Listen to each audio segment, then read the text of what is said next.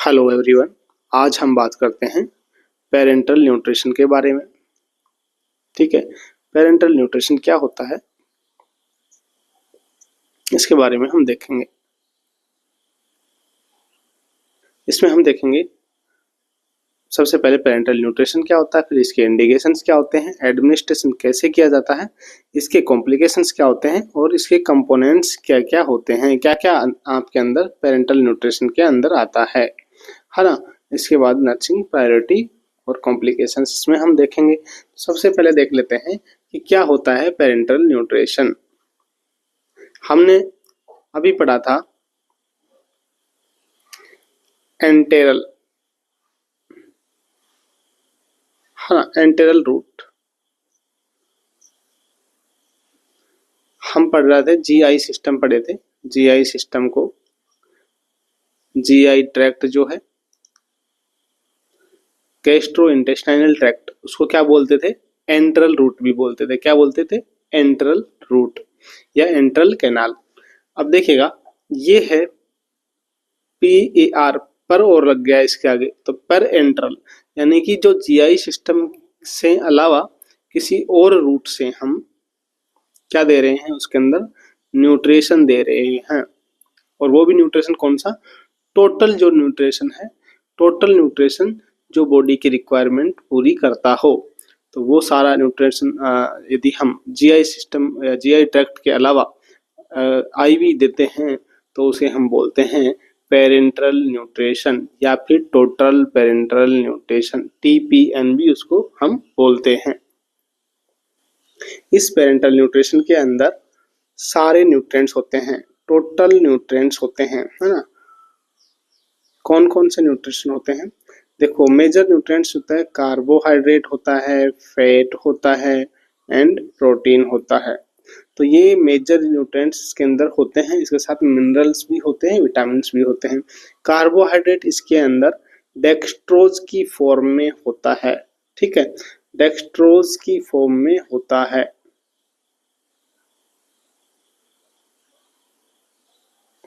And fat जो है वो किस फॉर्म में होता है, इमल्सिफाइड फैट। ठीक है, कैसा होता है, इमल्सिफाइड इसमें फैट होता है। साथ में प्रोटीन जो होता है वो अमाइनो एसिड्स की फॉर्म में होते हैं, अमाइनो एसिड्स की फॉर्म में होते हैं। और देखिएगा जो TPN जो सॉल्यूशन है ये क्या करता है, ये प्रिवेंट करवाता है सबक्यूटेनियस फैट को एंड मसल्स प्रोटीन को, है ना।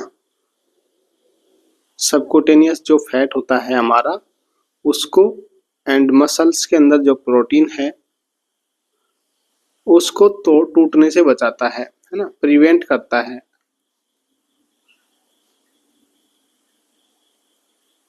यानी कि यदि हम न्यूट्रिशन नहीं देंगे उसको तो क्या होगा, सबक्यूटेनियस जो फैट है वो टूटने लगेगा, उसका कैटाबॉलिज्म होगा। मसल्स जो है, मसल्स में प्रोटीन है उसका कैटाबॉलिज्म होगा और उसके थ्रू एनर्जी बॉडी में मिलेगी।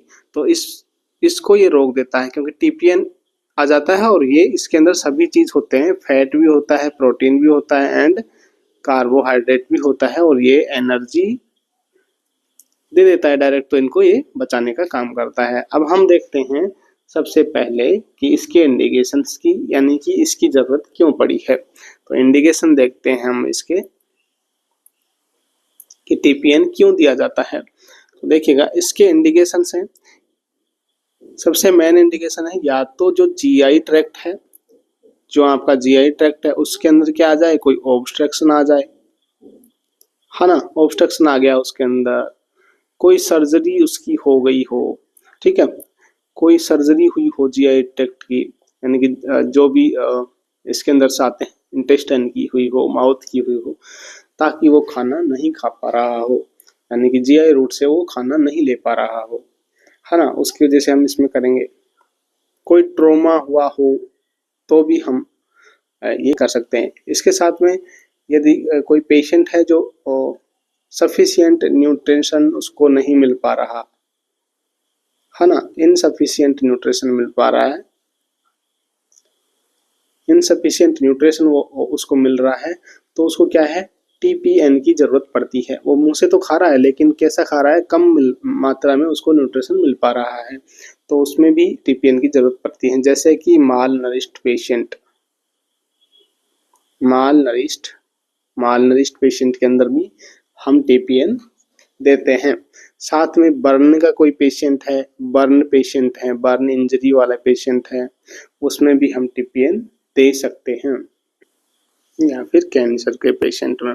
तो इन पेशेंट्स में हमें इंडिकेशन होता है कि हमें टीपीएन देने की जरूरत पड़ सकती है, यानी कि जो या तो उनके जीआई सिस्टम के अंदर कोई ऑब्स्ट्रक्शन या कुछ सर्जरी या कुछ ट्रॉमा हो गया हो, या फिर वो जीआई रूट के थ्रू ले रहे हैं लेकिन इनसफिशिएंट मिल पा रहा है, तो भी हम दे सकते हैं। दूसरा कंडीशन है कि कोई ऐसी कंडीशन जिसमें वो इंटॉलरेंस कर रहा हो, इंटॉलरेंस हो, यानी कि टॉलरेट नहीं कर पा रहा हो, उसका जीआई सिस्टम से जैसे खिला रहे हैं वो टॉलरेट उसको नहीं कर पा रहा हो, तो भी हमें टीपीएन देने की जरूरत पड़ती है।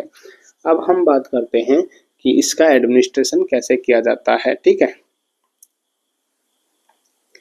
Administration of TPN, total parental nutrition, तो इसका एडमिनिस्ट्रेशन कैसे किया जाता है? तो मोस्टली ये कैसे दिया जाएगा? आईवी दिया जाएगा। आईवी मतलब होता है इंट्रावेनस।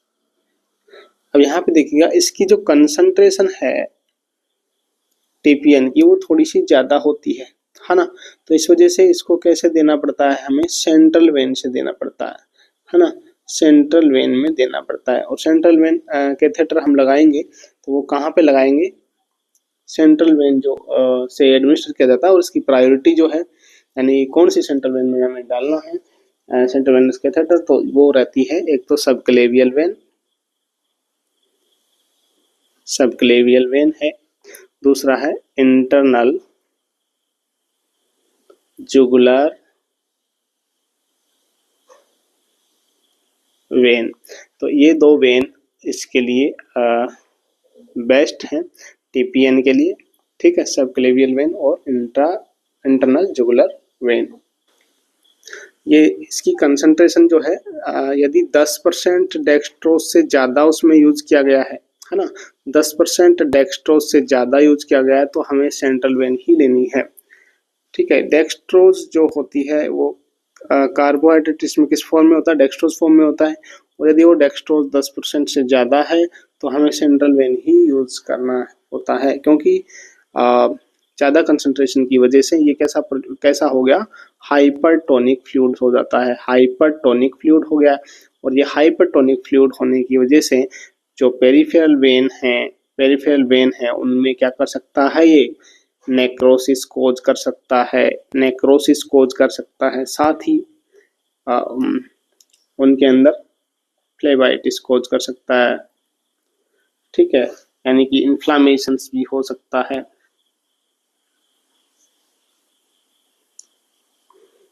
तो इसको हमें रेगुलर मॉनिटर करना रहता है यदि हम पेरिफेरल वेन यूज कर रहे हैं। तो यदि हमें 10% से कम मान लो डेक्सट्रोज यूज किया है, 5% डेक्सट्रोज यूज किया है, तो हम पेरिफेरल वेन यूज कर सकते हैं। लेकिन ध्यान रखें पेरिफेरल वेन में भी मोस्टली जो कौन सी वेन के लिए यूज की जाती है, जो आपका अपर आर्म है, अपर आर्म वेन यहाँ पे होती हैं, उन वेन्स को तो कौन सी वेन होती है? यहाँ पे दो वेन होती हैं। एक तो आपकी वेन होती है सिफेलिक वेन होती है,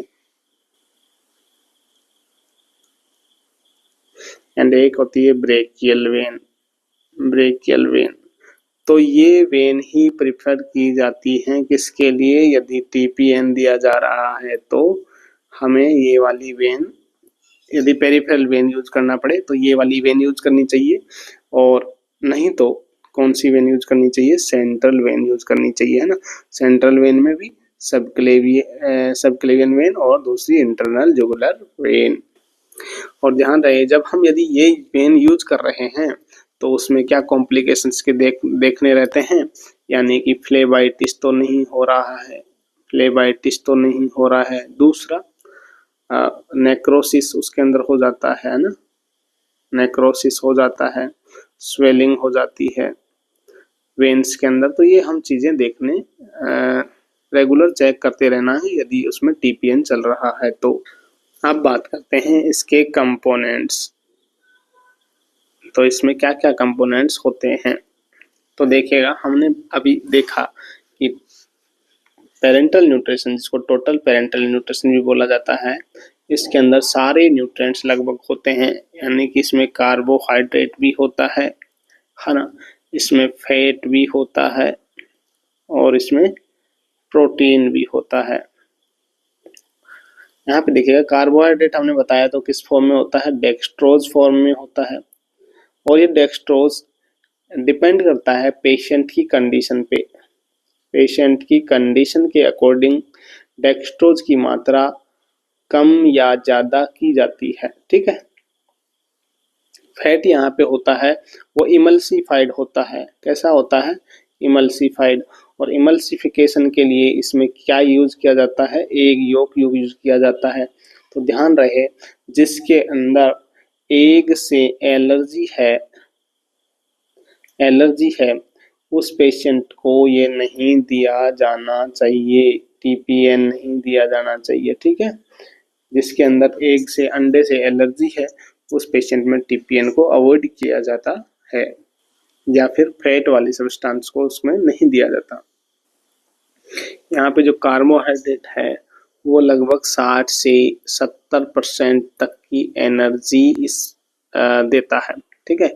इसके अंदर 60 से 70% की एनर्जी कौन देता है, कार्बोहाइड्रेट देता है। जबकि यहाँ पे प्रोटीन जो होता है, तो यहाँ पे देखिएगा कार्बोहाइड्रेट जो होता है, कार्बोहाइड्रेट 60 से 70% एनर्जी देता है ना, और फैट देता है 30% और प्रोटीन देता है 15 से 20% एनर्जी। और ये किस फॉर्म में होता है, अमाइनो एसिड्स की फॉर्म में होता है। ये हमने देखा ही कि फैट यदि इमल्सिफाइड एग से होता है और एग एलर्जी वाले पेशेंट को ये नहीं दिया जाता, टीपीएन को अवॉइड किया जाता है। इसके अलावा इसके अंदर क्या होता है, मिनरल्स होते हैं, मिनरल्स एंड वाटर होता है ना, विटामिन्स होते हैं। इसके अलावा इसमें इंसुलिन भी ऐड किया जाता है, इंसुलिन, क्योंकि डेक्सट्रोज की मात्रा यदि ज़्यादा होती है तो उसकी वजह से डायबिटिक पेट मेलाइटिस वाले पेशेंट में हाइपरग्लाइसीमिया ना हो जाए, उसकी वजह से इसमें इंसुलिन मिलाया जा सकता है। दूसरा इसमें एक हेपेरिन भी रहता है। हेपेरिन क्यों रहता है, ताकि ये क्लोट ना हो, है ना, जहाँ से कुछ क्लोट इसमें ना रहें कैथेटर टिप पे। जो कैथेटर वेन के अंदर लगा है वहाँ पे क्लोट ना बने, इस वजह से इसमें थोड़ा हेपेरिन भी यूज किया जाता है।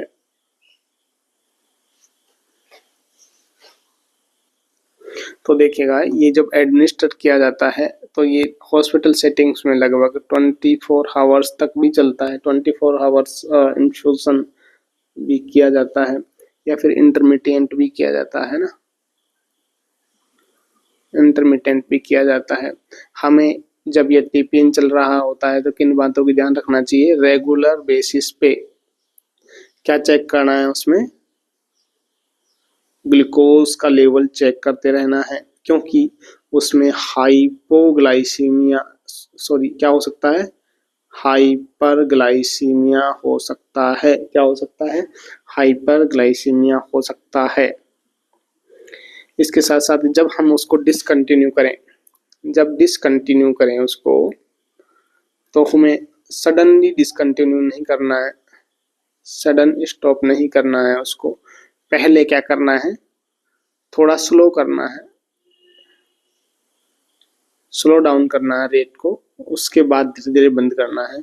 और क्या चेक करते रहना है, आरबीएस चेक करते रहना है। किसको देखेंगे इसमें, कि उसमें हाइपोग्लाइसीमिया तो नहीं हो रहा है।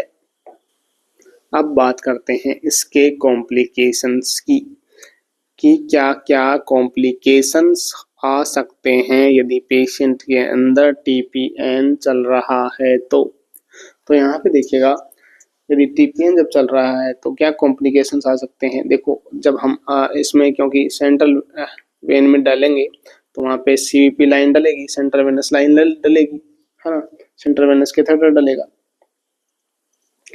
तो उसकी वजह से क्या हो सकता है, न्यूमोथोरैक्स हो सकता है, न्यूमोथोरैक्स हो सकता है ना। इसके साथ साथ एयर एम्बोलिज्म भी हो सकता है, एयर एम्बोलिज्म। तो ये कंडीशंस इसमें हो सकती हैं, इसके लिए हमें ध्यान रखना है। ये दोनों सेंट्रल लाइन प्लेसमेंट एसोसिएशन से रिलेटेड हो सकते हैं, सेंट्रल लाइन से एसोसिएटेड हो सकते हैं। तो हमें क्या करना है, यदि एयर एम्बोलिज्म उसके अंदर हो गया हो तो क्या करना पड़ता है पेशेंट को, कौन सी पोजीशन देते हैं, क्वेश्चन आया हुआ है बहुत बार, कौन सी पोजीशन देते हैं, ट्रेंडलनबर्ग, ठीक है, ट्रेंडलनबर्ग पोजीशन पेशेंट को देंगे।